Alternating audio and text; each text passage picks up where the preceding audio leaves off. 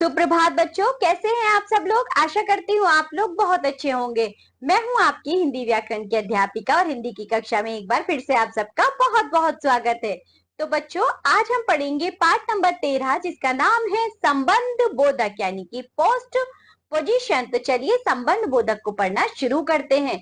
बच्चों, हमने जिस तरह विस्मयादि बोधक पढ़ा, समुच्चय बोधक पढ़ा, इसी तरह हम संबंध बोधक पढ़ेंगे। यहाँ देखो, आपको एक चित्र दिया गया है। तो बच्चों यहाँ देखो, आपको एक चित्र दिया गया है। जैसे कि इस चित्र में बच्चों पहला क्या है, बच्चा माँ के साथ है, बिल्ली मेज के ऊपर बैठी है, आदमी पेड़ के आगे खड़ा है।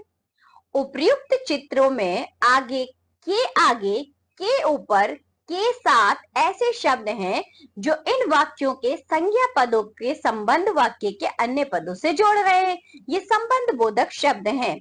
जैसे बच्चों, ऐसे शब्द जो संज्ञा या सर्वनाम के बाद लगकर उसका संबंध वाक्य के अन्य शब्दों के साथ प्रकट करते हैं, संबंध बोधक कहलाते हैं। तो चलिए बच्चों आगे देखिए, संबंध बोधक अन्य संबंध बोधक अव्यय।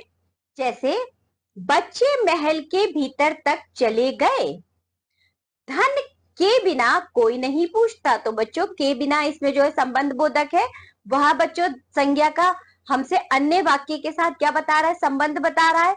उपवन के चारों ओर लहलाते खेत हैं, रमेश मित्रों समेत यहाँ आया था, मीरा सहेलियों सहित घूमने गई है। तो चलिए बच्चों, ये थे कुछ संबंध बोधक शब्द जिन्हें हमने पढ़ा। संबंध बोधक शब्द यानी कि अव्यय बच्चों वह कार्य करते हैं जो संज्ञा का संबंध वाक्य के अन्य पदों के साथ जोड़ते हैं। यहाँ देखो, अध्याय एक दृष्टि में, चैप्टर एट ए ग्लैंस, वे शब्द जो संज्ञा या सर्वनाम के साथ आकर उनका संबंध वाक्य के अन्य शब्दों के साथ प्रकट करते हैं, संबंध बोधक अव्यय कहलाते हैं। अब हम करते हैं अभ्यास कार्य। पहला देखो, बहुविकल्पीय प्रश्न, मल्टीपल चॉइस क्वेश्चन।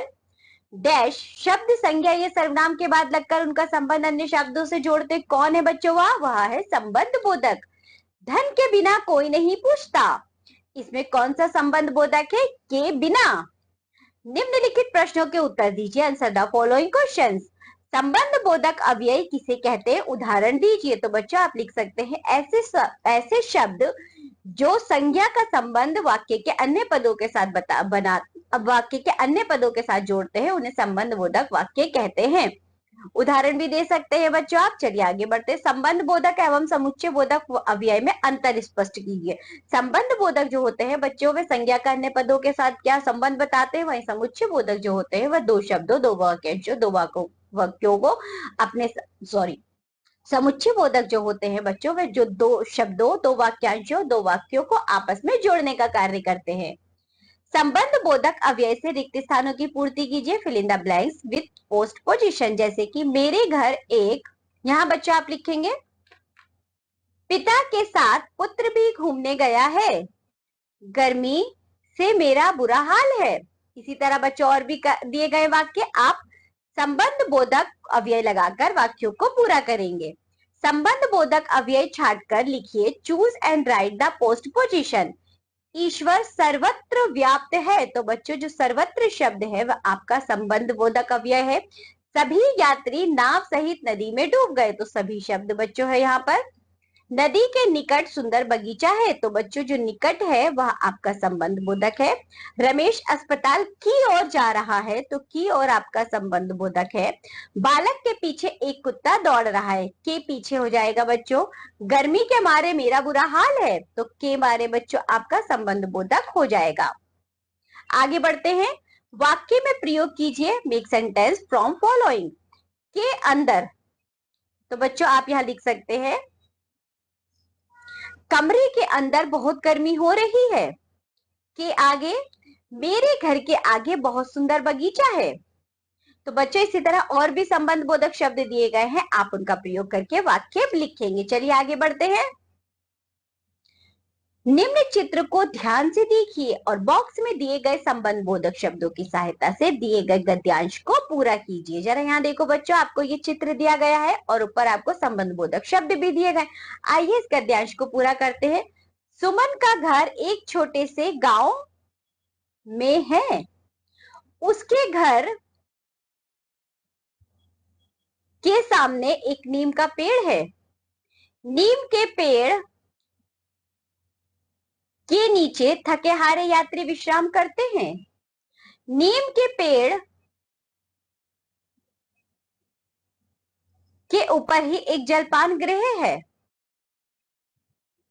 नीम के पेड़ के सामने ही विश्राम करके जलपान गृह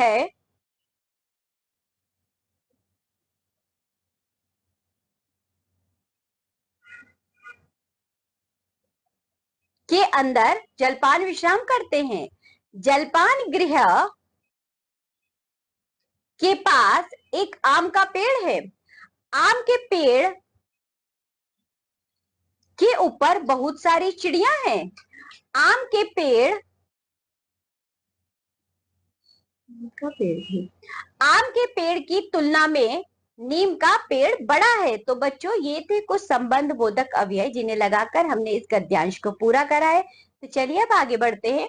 नीचे दिए गए वाक्यों में संबंध बोधक की पहचान कीजिए। पहला देखो, राम पेड़ के ऊपर चढ़ा हुआ है, तो जो के ऊपर है यह आपका संबंध बोधक है। अमित के आगे चलो, तो जो के आगे है बच्चों वह आपका संबंध बोधक है। नाव के जरिए, तो बच्चों जो के है के जरिए वह आपका संबंध बोधक है। सुनीता तुम राम के बदले जाओ, तो के बदले आपका संबंध बोधक है। मान्या की अपेक्षा मोहन आगे है, तो बच्चों की अपेक्षा आपका संबंध बोधक है। तो चलिए ये थे संबंध बोधक जो कि हमने पढ़े हैं। इसी के साथ ये पाठ होता है यहाँ पर समाप्त। हमने क्या पढ़ा है बच्चों? हमने संबंध बोधक पढ़े। जो भी पढ़ाया गया है आप लोग उसका अच्छे से अभ्यास करेंगे। अब हम मिलेंगे आपसे अगली कक्षा में। तब तक के लिए बाय बच्चों।